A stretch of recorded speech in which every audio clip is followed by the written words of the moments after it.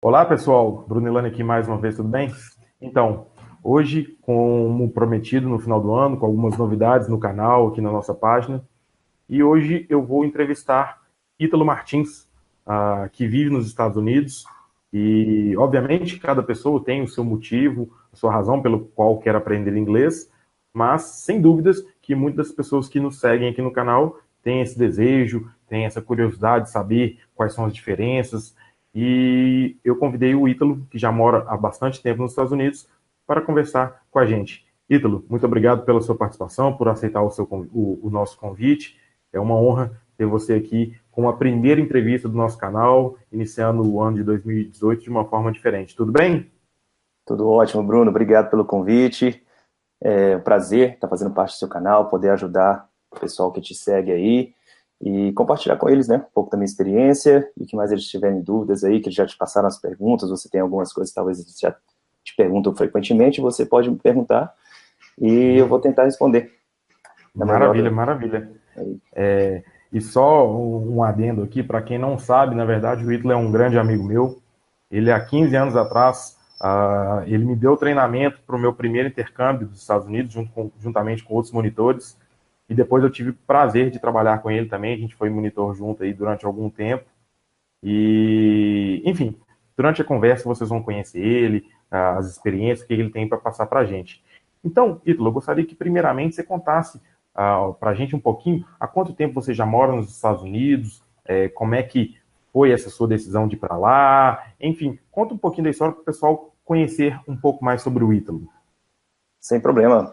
1º de abril agora, parece até mentira, mas 1º de abril agora vão se completar 12 anos, cara. 12 anos já dessa jornada, Belo Horizonte e Estados Unidos, né? Sim. E tudo começou pouquinho a pouquinho, né? Pedaço em pedaço, em 2003.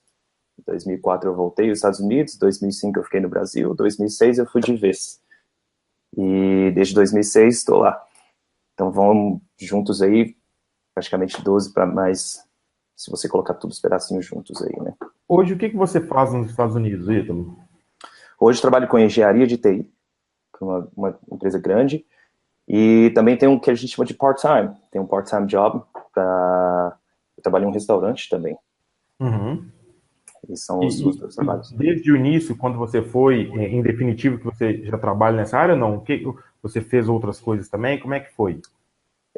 O primeiro trabalho que eu tive quando eu fui definitivo foi em 2006. Eu fui direto para um acampamento de verão, Uhum. né? Eu trabalhei nesse acampamento durante 18 meses, que Certo? foi no norte de Nova York. Chamava Camp Chingachgook, que também faz parte do YMCA. Uhum. E depois desse acampamento eu mudei para a Flórida, morei no sul da Flórida durante 2 anos, onde eu me tornei paralegal, que é o paralegal, né, Uhum. com os advogados lá. E sempre tentei fugir da minha profissão no Brasil, que é informática. O tempo todo eu saí do Brasil tentando fugir dessa área e todos os lugares que eu me encontrava eu acabava trabalhando nessa área. E por E quê? Por que você tentava fugir dessa área? Tem algum motivo específico? sim, cara, tá engraçado porque informática para mim é uma coisa muito fácil, funciona muito, muito simples. Você joga, fala aí, isso aqui é uma nova tecnologia, me mostra, eu aprendo muito rápido, é muito fácil para mim. Mas eu não sou o seu típico, entre aspas, nerd, né, que eles chamam o famoso nerd, Uhum. porque eu gosto de trabalhar com pessoas. Eu sempre tive essa paixão por trabalhar com pessoas. E quando você trabalha na informática, a maioria do tempo você vai estar atrás de uma tela, sentado, digitando, conversando por e-mail, então você não tem esse contato pessoal. E isso é uma coisa que eu sinto muita falta, é uma coisa que eu adoro fazer. Então, acho que por isso eu fugi tanto dessa área de informática e nos Estados Unidos trabalhei em acampamento de verão, foi onde eu me descobri como pessoa mesmo, porque esse lado é o Uhum. lado que me deixa feliz quando eu trabalho. Entendi. E na Flórida, eu recebi uma proposta de trabalho no Texas para trabalhar para a BlackBerry na época, que era uma grande empresa de telefones, de celulares. E foi quando eu mudei para lá e desde então não consegui mais sair da área da informática. Uma coisa foi puxando a outra e Entendi. Agora, me conta uma coisa. Você estava fugindo da sua área, né? Digamos assim, mas você poderia, de alguma forma, fugir da sua área, pelo menos teoricamente, aqui no Brasil. O que te motivou a mudar para os Estados Unidos? O que te fez querer viver lá e não aqui? Quando eu tinha 12 anos, um primo meu, que, por incrível que pareça, também trabalha com informática, ele foi à Disney. E quando ele voltou, eu olhei para tudo aquilo que ele trouxe, aqueles que a gente chama de souvenirs, né? Roupa, Uhum. chaveiro, relógio, tudo da Disney, aquilo me encantou como uma criança de 12 anos. E eu falei com minha mãe que um dia eu queria ir. E ela sempre meio que debochava: você quer ir agora? Faça sua mala, então você vai. Porque ela sempre teve medo de avião. E eu falei: olha, que um dia você vai fazer. E foi onde começou a minha história, que eventualmente cruzou caminhos e eu conheci você, porque um dia eu estava numa loja que a gente tinha aqui no Brasil, Uhum. uma loja de suplementos alimentares, e era dentro de uma academia, e uma garota tinha acabado de se inscrever para treinar, né, para malhar. E a menina da recepção conhecia ela, falou: Ita, olha que bacana, ela acabou de voltar dos Estados Unidos, ela foi num programa muito legal, me explicou tudinho, falou: vamos tentar?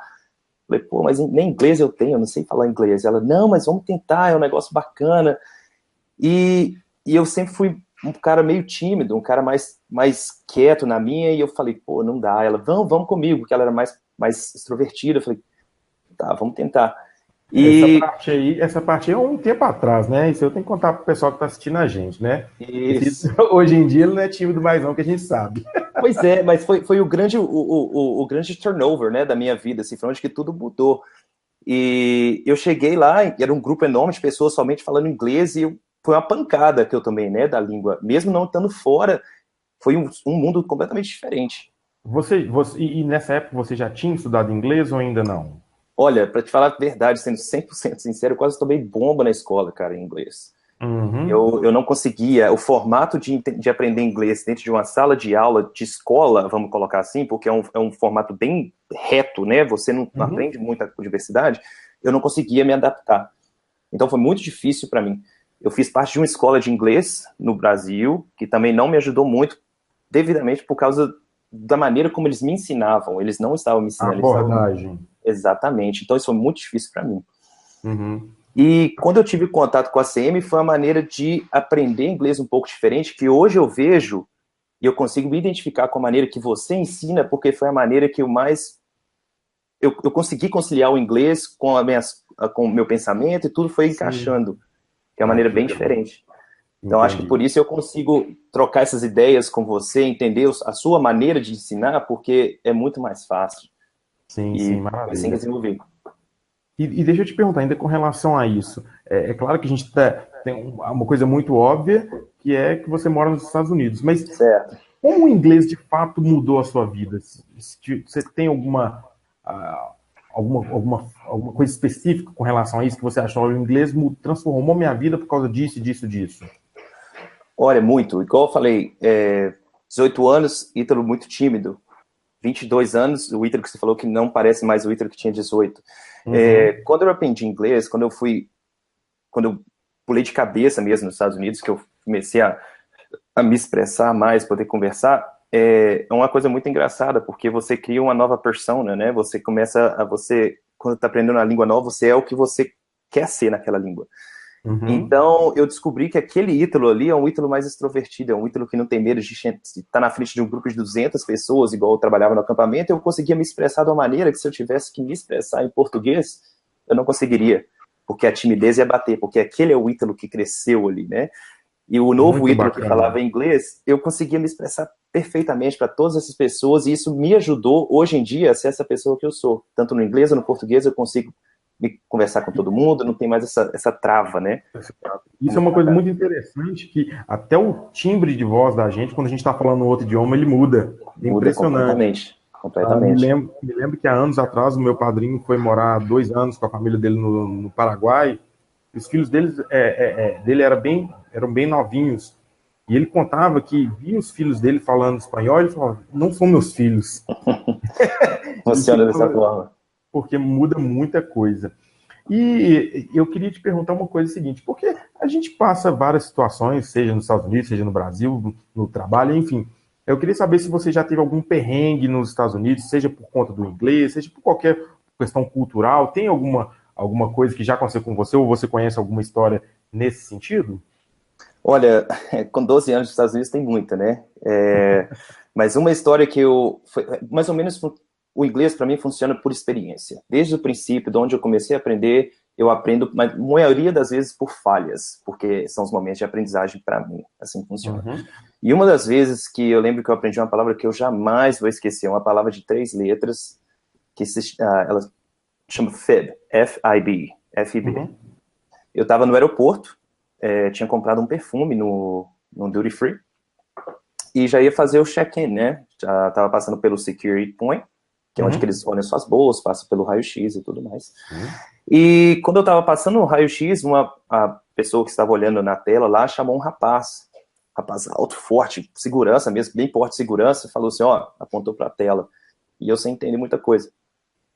Aí falaram, o cara perguntou para mim, você tá com uma garrafa d'água aí dentro? Eu falei assim, não, tô não. Ele, você tá com uma garrafa d'água aí dentro? Eu falei, não tô. Ele, vou te perguntar mais uma vez, você tá com a garrafa d'água aí dentro? Eu falei, não tem garrafa d'água aqui. E ele falou, então vou ter que te levar para a salinha e vou ter que revistar a sua mala. Eu falei, tudo bem? Pois seja.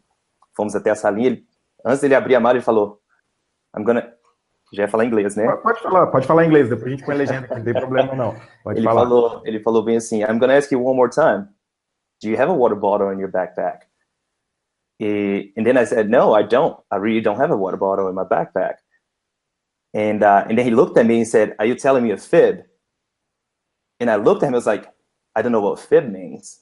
He said, fib is a little lie. So I was like, well, so I'm not telling you a fib. E aí ele abriu a minha mochila e começou a procurar. Na hora que ele chegou, tinha uma sacola fechada, né, grampeada, ele abriu. O que é isso aqui então? Eu falei, isso é um vidro de perfume. Eu te perguntei se você tinha... Eu falei, um vidro de perfume não é uma garrafa d'água. Uma d'água. E ele me mandou voltar, fazer o check-in todo novamente. Mas é aquela coisa, se eu soubesse o que FEB significava, talvez ele não teria ficado com tanta raiva, mas ao mesmo tempo foi um momento de aprendizagem para mim.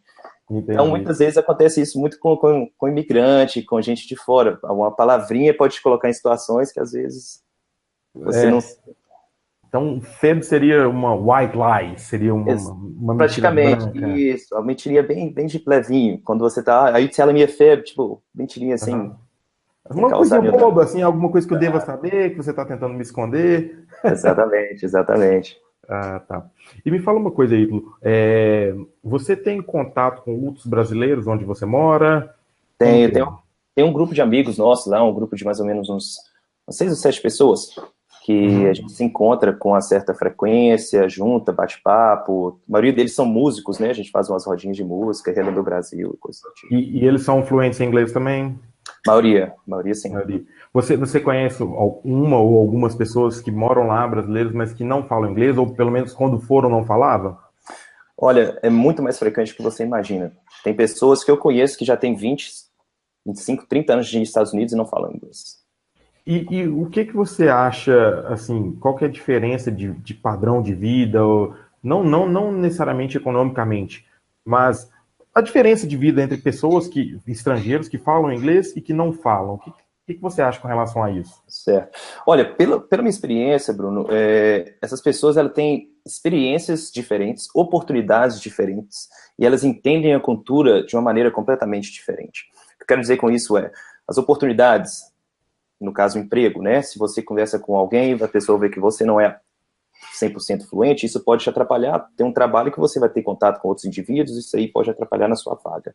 As experiências, quando você vai por exemplo, você vai no cinema, você vai em um parque onde que eles estão contando algum caso, alguma história sobre algum museu, coisa do tipo, você não vai entender completamente o que eles estão tentando te passar. E o caso de entender a cultura são, por exemplo, umas piadinhas bobas, você entender aquelas entrelinhas que normalmente a gente pega aqui, que a gente brasileiro a gente faz muito, é a mesma coisa nos Estados Unidos. Então, você aprender o inglês, você pular de ponta e pegar e abraçar mesmo, você pega essas 3 coisas, engloba aí, você vai viver realmente a cultura americana. Não completamente, porque ainda vai ter umas falhinhas aqui e ali, porque até eu, com 12 anos, ainda tenho. Sim, com certeza. Mas isso eu acho que você não fecha esse ciclo todo e você perde oportunidades muito bacanas, cara, de entender muita coisa, de compreender muita coisa legal.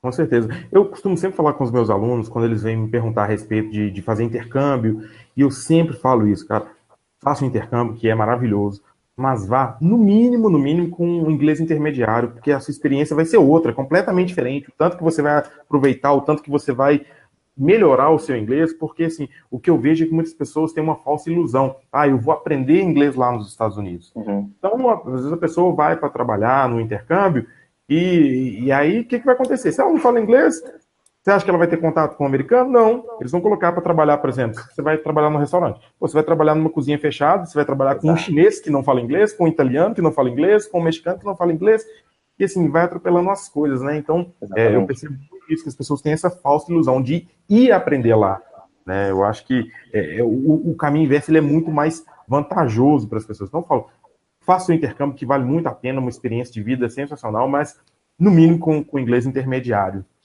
E é bacana você estar falando isso para eles, porque a minha primeira experiência foi em 2003, quando eu fui para Oklahoma. E, cara, é muito engraçado, porque as minhas lembranças de Oklahoma são lembranças visuais, porque o meu inglês era muito fraco. Eu andava com o dicionário debaixo do braço, parecendo um pastor, assim. Eu ficava mostrando palavras para entender, eu juntava tipo um quebra-cabeça mesmo, e ia passando dia após dia. Então, as minhas lembranças são muito vagas. Eu não aproveitei tudo que eu poderia aproveitar. As famílias me levavam para fazer coisas e eu não conseguia fazer. No ano seguinte, quando eu voltei, cara, foi dia e noite, assim, a diferença do meu inglês e como que eu aproveitei, como que eu fui muito mais presente no acampamento, mais presente para as crianças mesmo, elas me perguntando coisas sobre o Brasil, como eu conseguia explicar coisas que eu não conseguia chegar perto no ano anterior. Mas o mais importante disso tudo é, não desista. O primeiro ano vai ser um impacto muito forte, mas você vai entender que, mesmo sendo um impacto muito forte, não é para você existir, ainda tem jeito, o pessoal te ajuda, basta você querer. Você volta no segundo ano, é um ano, tipo, tudo muda e você vai ver como que tudo funciona direito. Já era um novo Ítalo que estava lá, né? Já estava preparado de uma forma muito melhor para as experiências. Show de bola. Exatamente. E deixa eu te perguntar uma outra coisa. Você percebe algum, assim, agora eu tô falando em termos da língua inglesa, assim, você consegue me dar alguns exemplos de erros básicos, não básicos, erros comuns, digamos assim, que brasileiros cometem quando eles vão falar inglês? Você lembra de alguma coisa, de coisas mais específicas nesse sentido? Eu acho que o erro maior de nós, brasileiros, quando a gente está aprendendo a língua, é não se adaptar, né? A gente quer falar o inglês com o português. E até mesmo o jeito que a nossa mandíbula, o jeito que a nossa língua funciona com o português, não funciona no inglês. Então, eu acho que a maioria dos erros que meus amigos que eu conheço que tem 15 anos nos Estados Unidos, a maioria das vezes tem, é de não se adaptar. Igual, por exemplo, falar o TH, eles não conseguem falar aquele soprado. E eles não estão nem aí, eles não se importam muito em modificar, porque, como se diz, está funcionando, eu não vou mexer no que não está funcionando. Está ali na zona de conforto. Exatamente. Essa é a palavra que eu sempre uso. Eles estão na zona de conforto e, a maioria das vezes, eu acho que o erro maiores são esse, né? Não pegar para entender mesmo a fonética e por aí vai. Mas eu acho que também tem a parte de passado, presente, que às vezes confunde as pessoas mesmo, né? Igual begin, begun, begin. Tipo, coisinhas bobas.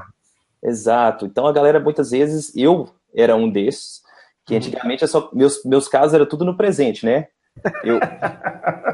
Tudo estava acontecendo agora e eu falava assim, finge que estou falando passado. E falava, mas a pessoa entendia o que eu estava querendo falar e às vezes eles me corrigiam, me ensinavam e era como eu aprendia. Mas... Agora, interessante isso que você está falando, porque assim, eu acho que existe uma diferença entre a pessoa estar na zona de conforto e estar no momento de aprendizado. O que eu quero dizer com isso? Porque tem pessoas que realmente ficam na zona de conforto e pronto, acabou. Né? Mas em contrapartida, outras pessoas que estão começando a aprender, elas não conseguem se destravar porque elas têm medo de errar. E aí eu acho que já não vale esse medo de errar, você tem que falar. Né? Exato.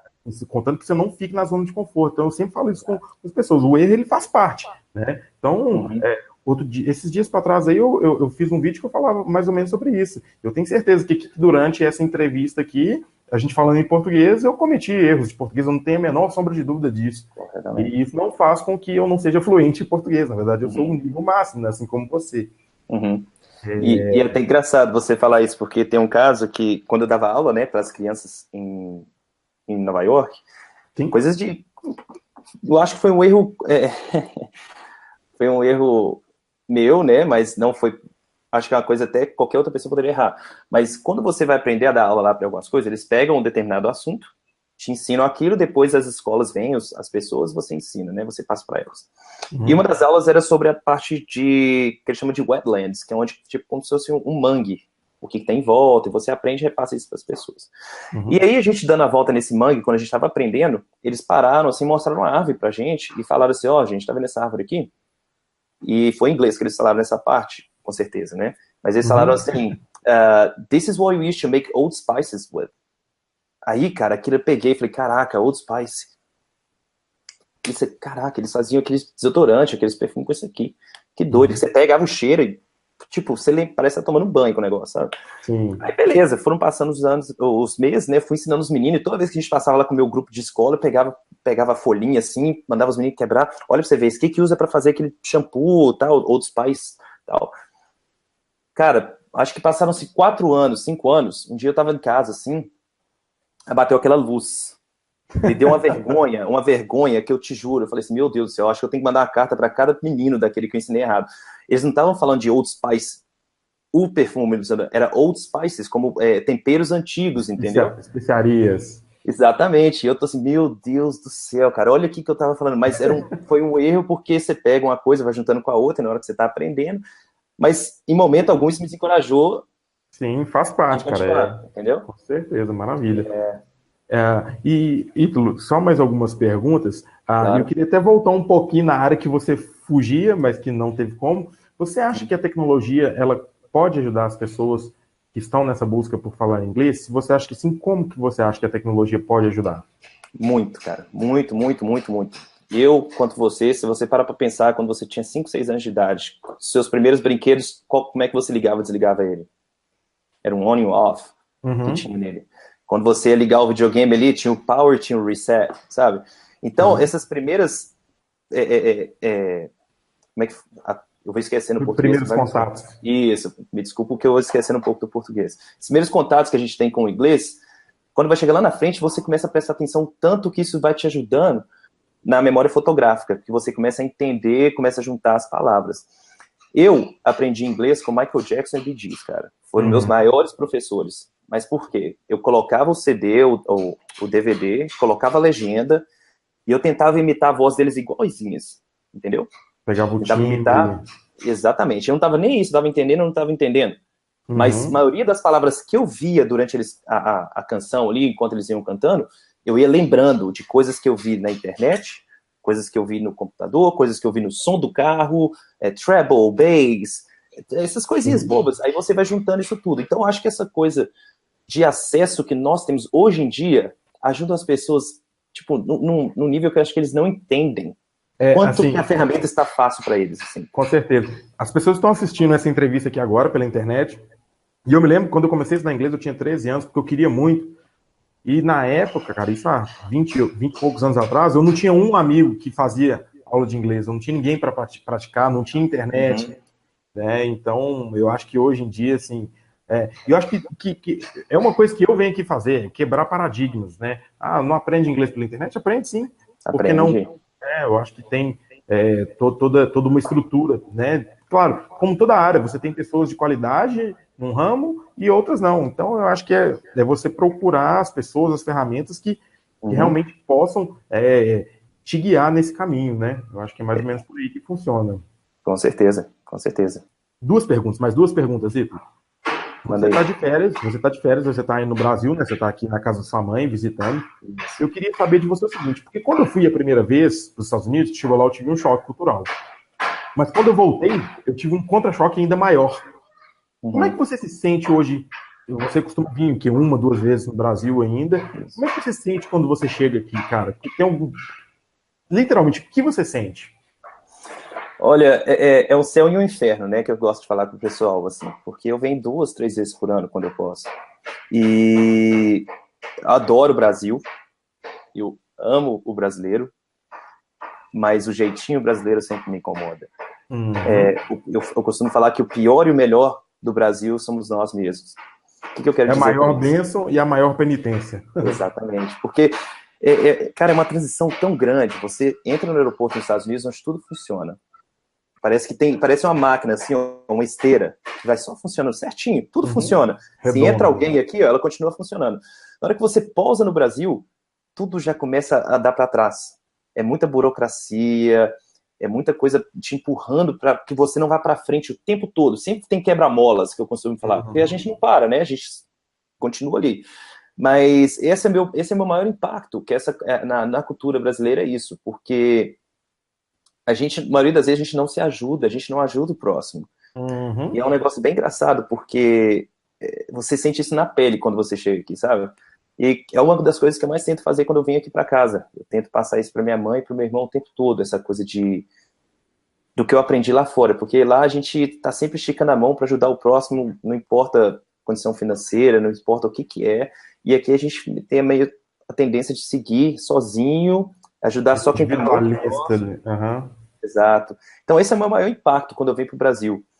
E eu costumo trazer amigos americanos. Eu tento sempre trazer alguém no final do ano para conhecer.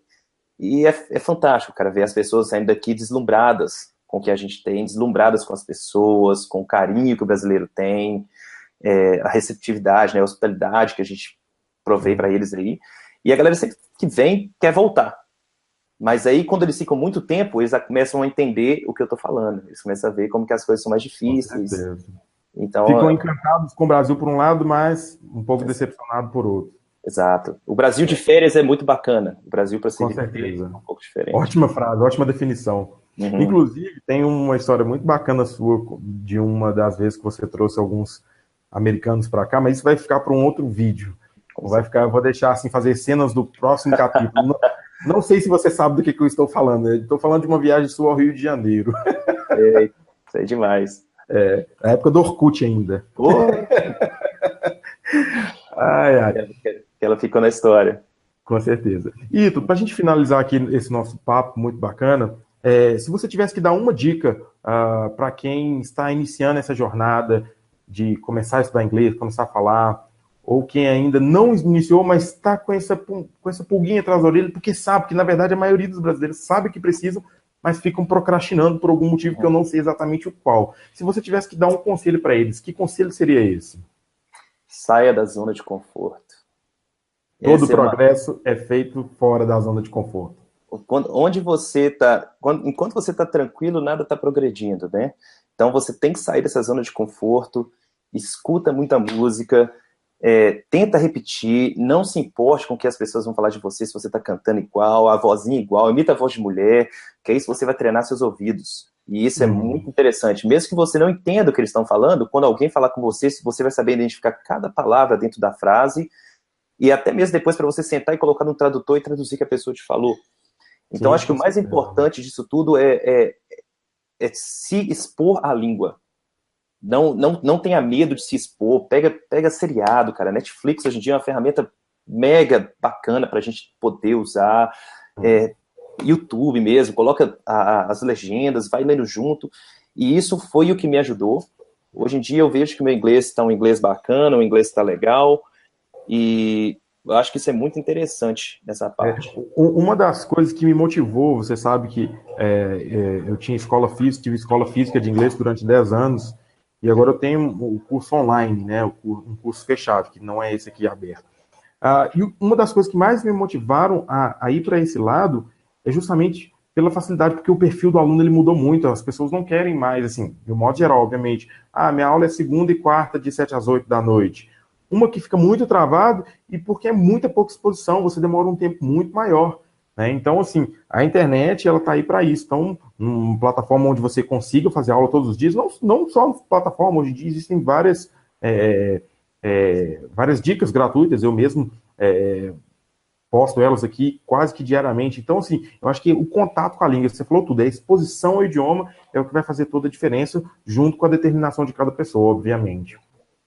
Exato. E voltando àquele ponto que você falou, né?